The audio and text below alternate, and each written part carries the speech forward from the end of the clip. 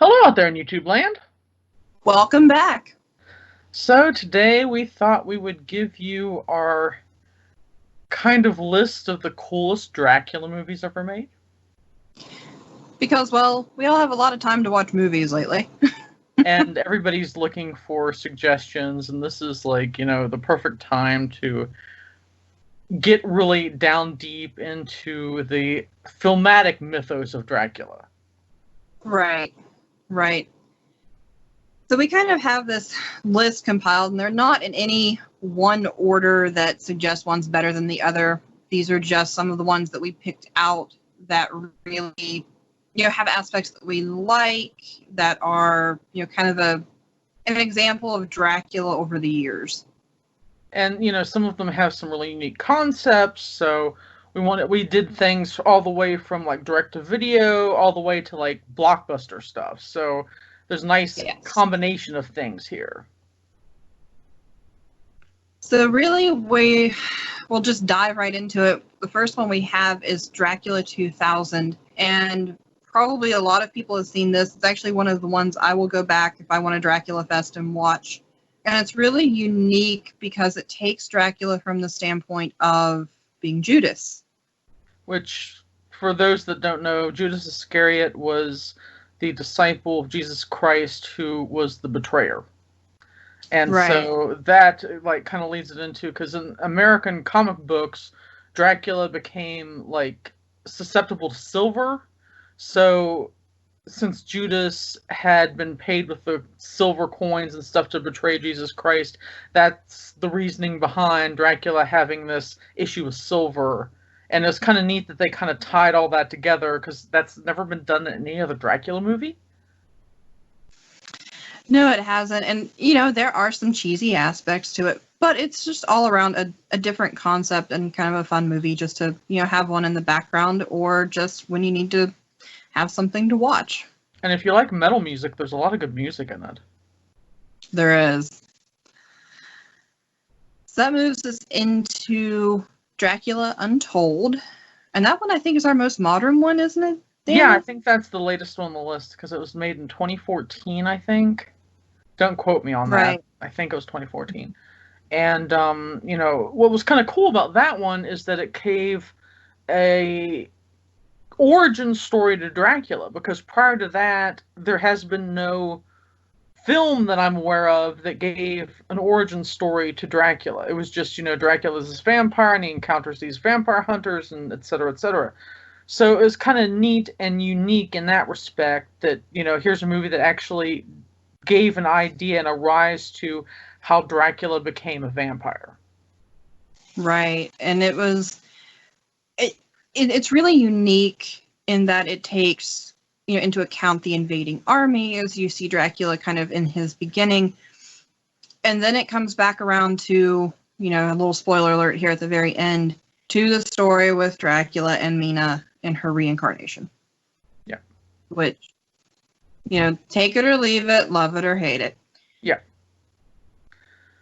Then the next movie on our list is kind of like the epic Dracula horror comedy sort of thing of the 70s, Love at First Bite. I mean, Dracula is doing disco dancing.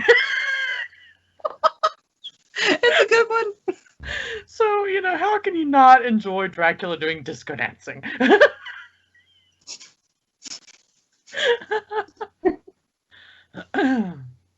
Oh, shucks. Oh. And that moves us kind of into To Die For. And that's this one was, video movie. Right. And that was, kind of, it's a different take on it, but it's still very much Dracula. Yeah. I mean, basically you have Dracula played by Brendan Hughes, and 200 years ago, he'd encountered this other guy who ended up becoming a vampire because Dracula killed the girl that he loved, and this other vampire comes after Dracula 200 years later to try and kill him, but Dracula's found the reincarnation of Mina yet again, and et cetera, you can kind of put it together. But it's also, ventures into eroticism, which This, like, straight-to-video movie is trying to do a hell of a lot. That's a feat, and by the way, don't let your kids watch it, obviously. But No! no! I mean, it was, like, this close to becoming, like, you know, rated X. I mean, it's really, really steamy. And that's, you know, probably none of these on our list would be appropriate for children, except maybe for, you know, a couple other ones. Well, Love at First Bite they could watch. Yeah, Love at First Bite. Nothing in that one that's, you know. And then everybody probably is aware of our next one, which is Bram Stoker's Dracula. It's kind of where a lot of people started with Dracula, I would think. You know, not us. We kind of started a little earlier because we're a little older. Yes. My big rant, this is a movie I rant about a lot. Because she does. My issue with it is that if you're going to call something Bram Stoker's Dracula, then it should be a religious retelling of the novel. It is not. The novel, for those that have read it, Dracula isn't in love with Mina at all. Mm-mm. He is literally, essentially, a human embodiment of a leech. He chooses Mina because he kind of likes the looks of her and considers making her part of his harem of brides in Transylvania.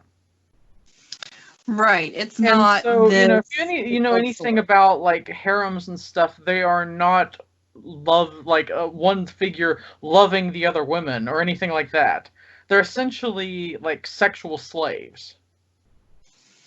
So it's, you know, the book in and of itself is very different from the rendition that you see in the movies. It's not your love story. No. To me, that is a retelling in and of itself. Yeah. I mean, it's interesting, and it's, yeah, obviously Bram Stoker's Dracula is a very good movie, but if you're looking for the original version of Bram Stoker's Dracula, read the book. And, you know, as, in my opinion, to this date, there has not been a true filmatic version of the book. No. So, you know, I'm hoping eventually someone will make one, because I would like to see a religiously to the book kind of canon movie. Everything else has been, like, kind of pulled apart. You know, even if you get back into the old, like, plays and stuff, the original play that was made of the story before films even came into being is very different from the book. Right. So there's my little rant for the day. Tiny rant in the middle of this. Just, you know, what we kind of like and don't like. Yeah. And that kind of leads us into Dracula in 1979. And Dani and I both agree that is one movie that has the most terrifying version of Mina on it. Yeah, I mean, this movie, one thing that's kind of weird about it is that they flip-flop the Mina and Lucy characters. So in the book and other films, Lucy is the person in the crypt. But in this movie, they put Mina in the crypt and had Lucy out. And they literally just changed the names of the characters. It wasn't like they actually changed the characters themselves, so I don't understand it at all. But this scene that Mina, Lucy, in the crypt is horrifying. It is literally, you know, you can find it on YouTube and stuff. Just Google Dracula 1979 Mina scene or crypt scene, and it's like this, like, weird zombie thing with blood coming out of her eyes and skin's, like, kind of flaking off her face, and it's just very impactful. It sticks with you. Yeah. May show up in your dreams later, sort of thing. And then we kind of move into the very first Hammer Dracula film with Christopher Lee, which is Horror of Dracula, known in the States. And, you know, if you've never watched a Christopher Lee Dracula movie, I highly recommend it. He had such a foreboding presence on screen. He was the perfect choice to play Dracula. He plays a good villain in general. Yes. But he really brought Dracula into his undead terrifying self. And glory. Yeah.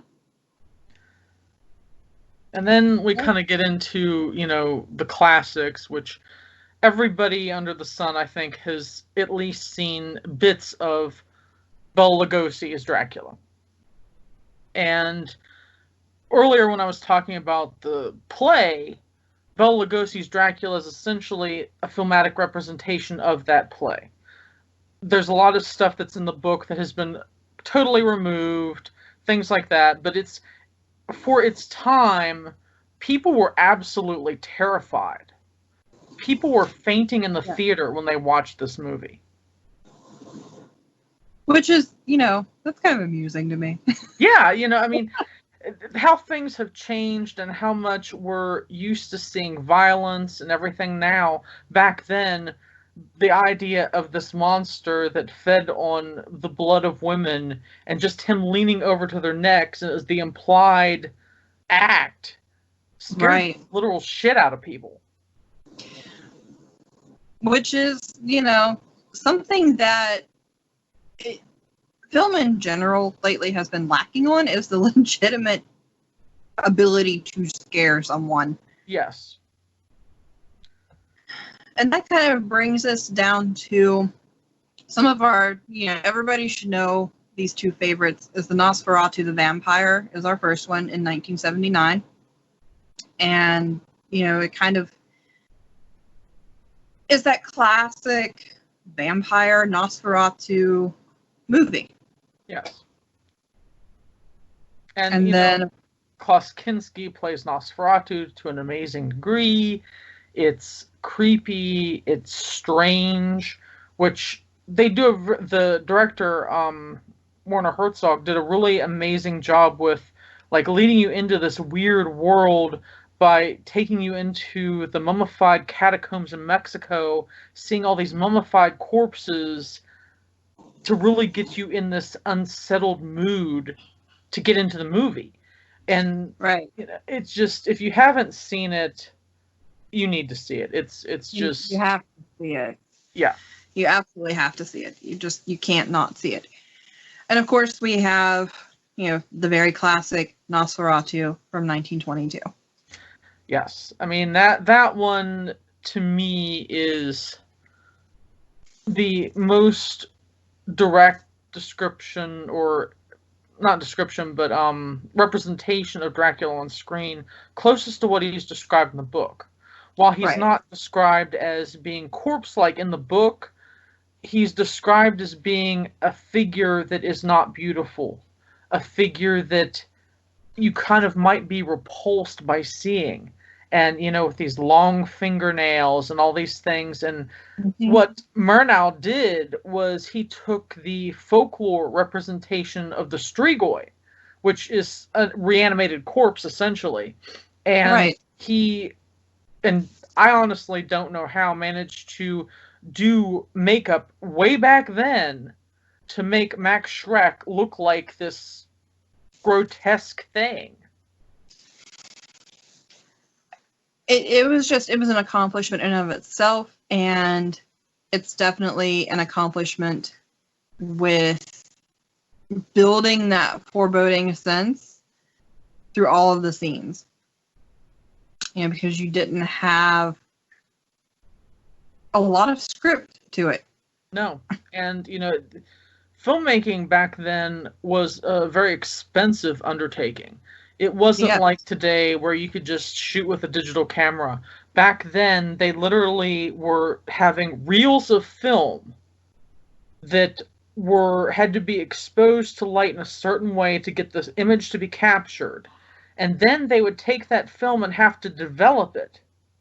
So back then, it wasn't like, you could do homemade filmmaking for an inexpensive amount. No, this was the equivalent of $900,000 today. Right. So Murnau spent a hell of a lot of money and time to create really what is a masterpiece, because you think about it, 1922, we're almost, it's only going to be 12 more years, and movie's 100 years old In 12 years, it'll be 100 years old. And the fact that we're still talking about it, that's a hell of a good film. It is. And it's a testament to just the art, the artistic nature of it all. Yeah. So there are some ideas. There are some of our more favored Dracula movies. Obviously, there are more out there. And there are more down below what's your favorite Dracula movie, because we'd like to hear about it. If it's one we haven't seen, we're all for that, because we have this, vampire obsession. Yes. So please, don't forget to like and, subscribe to our channel. Let us know what you think. Let us know if you've seen these movies. And again, list out any that you might have seen that we didn't talk about. So... until next time. Bye. Bye.